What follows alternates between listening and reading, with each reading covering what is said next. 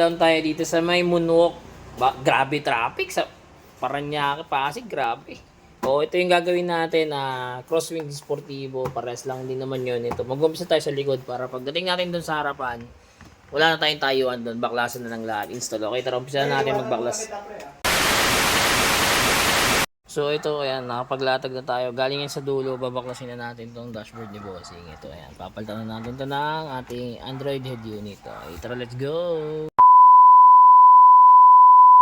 So ayan, tapos tayo mag-install ng 9 inches Android sa Isuzu Crosswind ni Bossing. Siyempre, kasama pa rin sa package natin yung reverse camera. Ayan, kita nyo naman, malinaw yung ating reverse cam talaga. Kasi nga, IPS screen na yan mga kadiskarte. Tapos, eto pa.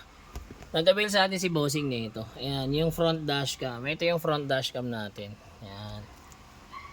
Oh, diba? Apakalinaw din, oh. Sa mga gusto pong mag-avail niyan, drop message lang, direct message lang for better and faster transaction. Don't forget to like and follow na rin mga kadiskarte. Ito nga pala, meron na tong Apple CarPlay and Android Auto. Ito. Ayan.